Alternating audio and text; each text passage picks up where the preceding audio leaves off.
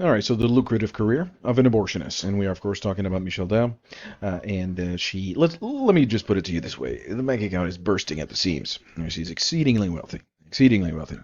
So wealth built on destruction. Every dollar in this career is directly tied to the irreversible loss of life. And the more prescriptions written, the greater the financial reward, and blood money disguised as medical income.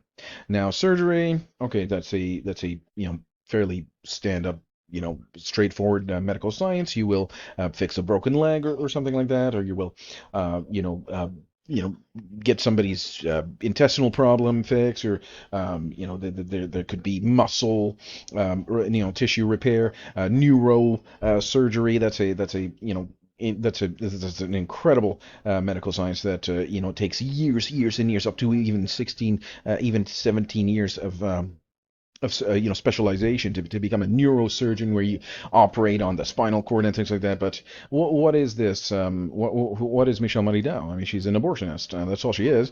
A somebody that prescribes birth controls, abortifacients without telling the small. It's Is she a woman? I mean, she's 16, 17, 18 years old, and why does she want to get birth control? Well, she's not ready because she doesn't have a job and all that stuff. Well, that's what's going on there. So anyway, so this rich woman, right, this rich abortionist is prescribing, yeah, abortifacients to these poor girls, right? Without telling them that it's going to kill the baby. It's not going to prevent ovulation, and it's not going to prevent the pregnancy. It's going to kill the baby that has already been conceived. And why do they want to? Why do they want to get that in the first place? And that is to establish financial stability. So there's a huge money aspect to all this, and the poor girls, right, will spend their money, or their parents, their ignorant parents' money to pay for these drugs, right? So it's a vicious it's a vicious act. It's a vicious act. So, and as much prescriptions as are written, the greater the financial reward. Okay, so wealth built on destruction. Every dollar earned in this career is directly tied to the irreversible loss of life. The more prescriptions written, the greater the financial reward. Blood money disguised as medical income. Certainly, blood is crying out from the ground, and certainly the blood is directly on her hands. Michelle Money's hands. Extravagant comfort at the expense of others. While the victims never even had the chance to take a breath, they never even had the chance to feel the warmth of the blood flowing through their veins. But they certainly were alive, and they certainly had inherent humanity. The one responsible enjoys the finest luxuries: a brick mansion, lakefront estate, a comfortable bed, and an untroubled night's sleep. So I don't know where this bed manufacturer comes from, but it certainly wasn't the same ones that we get at the furniture store in town. Oh no, this certainly would have been imported, and with the finest furniture makers, the best. I mean, if I were that much of a degenerate, serial killer, I certainly wouldn't be able to sleep, unless it was a very very comfortable bed, which I'm sure that she has. Um, a career that thrives on loss. Unlike other medical professionals who work to save lives, this is a profession where financial success grows in direct proportion to the number of lives ended. Um, so a stark contrast of suffering. While many struggle to afford basic necessities, like her customers, right? Like the young women that, why would they want birth control? Why would they want that? Is because they have to establish their financial career, their professional careers, and they want the financial stability and all this stuff. All right. So one more time. While many struggle to afford financial basic necessities, this industry ensures.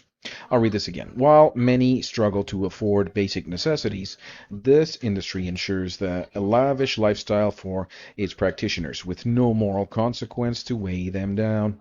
Only a growing bank account. That is bursting at the seams. Like I said, man, she's exceedingly wealthy, exceedingly wealthy. Exceedingly wealthy. Profligacy without reflection. The more money flows in, the easier it becomes to ignore the source. With every deposit, the truth becomes more distant, buried under material excess and luxury. An entire business model built on repeat customers.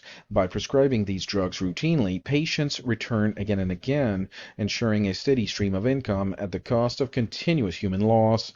I wouldn't mind it as much if there wasn't this human loss. I wouldn't even and it's annoying to me. I mean, this is very, very annoying to me that there are this, um, these children that are dying. It's annoying to me. It's very, very annoying to me. Society rewards those who destroy. This current society, here we are living in 2025. I'm sure in the future, if you're listening to this podcast in the future, I'm sure things are going to.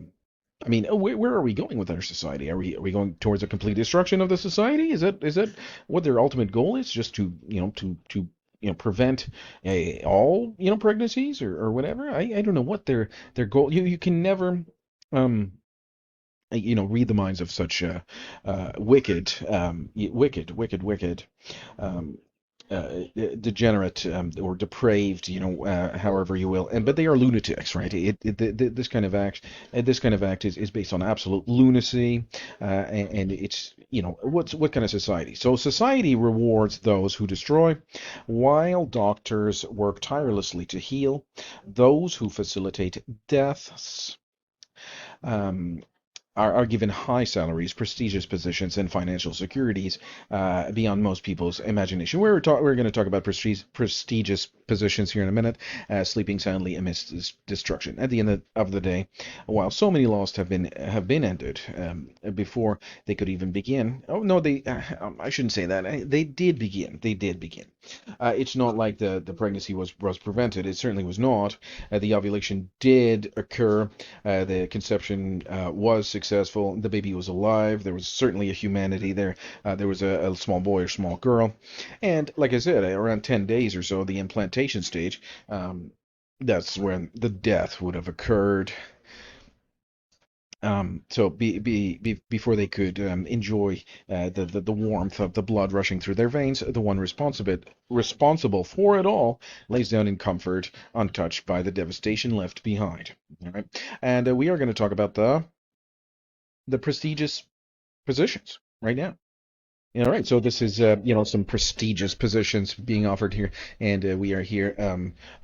She's flaunting herself as the great pillar of society that she portrays herself to be, and some people certainly honestly believe it. The reason that they believe it, of course, is because they don't see the issue, because they are either completely complicit in this kind of ideology here, that they believe that they can play Jesus and God, and they can dictate who lives and who dies, or whatever the reason is. However, the fact remains that these people are, and in this case, she's talking about children. She's talking about, oh, we have to stop childhood obesity. She's literally talking about that. You can see this video on the Google. It's on the Global News, where she accepted a position as the president of Doctors of Nova Scotia. This is a highly prestigious position here. And like I said,